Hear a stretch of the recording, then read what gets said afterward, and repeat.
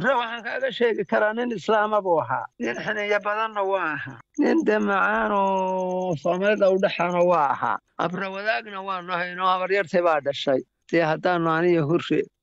na dhex mareen anigu waa saamaxado waa ilaawado ma faafinna isagaa faafiyey anigu markaannu isu heesaynana anna 16 jir baan ahaa isaguna nin weyn buu ahaa idaacado iyo wax qol lagu kariyo iyo waxan iminka casrigan soconaya dhulka ma joogin marka isaga unbaa madhaaheesihii allaha u naxariista dhulka alla marmarado anigu isagunbaa heestaa faafiyey markaa sidaasuu ahaa ma ahayne dee xoolo iyo riyo iyo geel iyo nugaal buuro iyo bannaan baanu isugu heesayn markaa saasuu ahaa nin wacan buu ahaadoo islaan ahoo waxaa la sheegaa in suugaantii aad wada samayseen ee dhaqanka lahayd ee miyiga lahayd in inta badan ay ku khusaysay sheekooyin dhaqan ah oo miyiga ka jiray ama qaabka ay soomaalidu u noolayd bal arrintaas maxaa ka jira dadku wuxuu ahaa magaalo ma jirin wax yaryar baa magaalooyinku ahaa wax yaryar baa magaaladu ahayd xoolaha la istifaaci jiray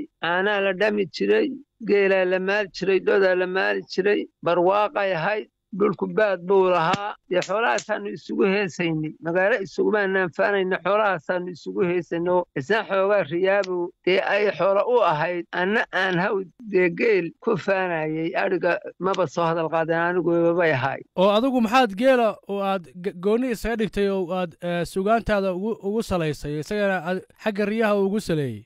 waxaan sugaanta ugu sameeyey wax xoolo oo la dhaqdo dee geela u qaalisan nin ragana waxaa kaa gooya magtii boqollana magtii waxaa kaa gooya waa geel adhi iyo lacagitoona waxba ma tarto dee isna dhulkooda geel mayna ahaan jirin berigaa iyo guban bay joogeenoo riyahaasay haysan jireen xitaa iduhu waa ku yaraadeenoo dee waaba kale waa kaa bixinayaadoo daridiisaasuu ammaanaya marka adiyo hurre ma isku deegaan baa joogtee maya isku deegaan maanaan ahayne sidii dumar badan oo humbushaanbushtaad maqasheen iyo aad baanu gabdhaha iyo isugu heeji jiray reer buu hodlo oo markaa dhul baa laga keena calow markaannu ka badbadinna baanu yaa la doono qayladoon lagu keena marka see wax ku bilaabmeen maadaa hor bilaabay mise hurra hor bilaabay aqal wiilaanu ilmaadeernay gabadhase isaga ay arooskaasa hees ka bilaaba wuxuu ka soo jawaabay goorta waa habeennimo halqina waa isu soo galay anaa ku idhi wiilkaaga heesayo haybtayda ii sheeg haybdoon haddaad tahay biiyo hoygiinna inageeyo hooyadaana iga qariyo dabeed igu haybsa dabadeed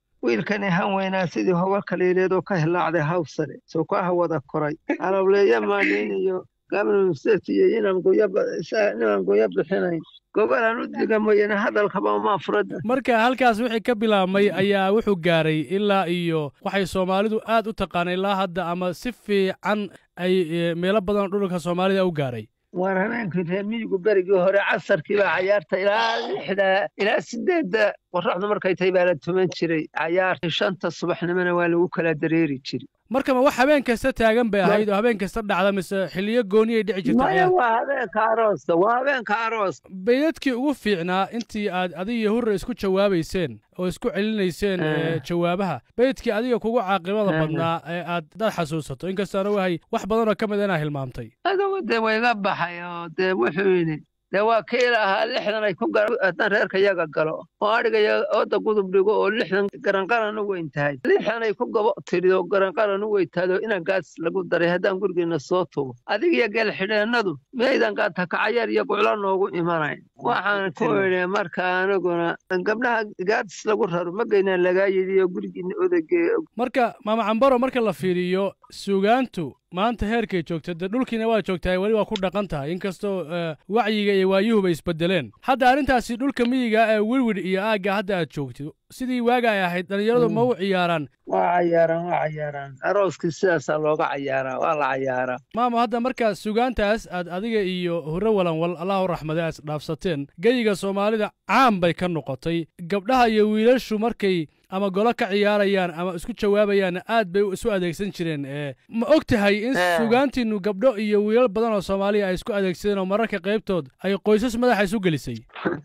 marka dee yarkooda dadku sidaan dhaku caayima jirin berigaa lagumana kala xanaaqi jirin heesta dadku way isu calool fayoobaan marka saasay ahayd sheekadu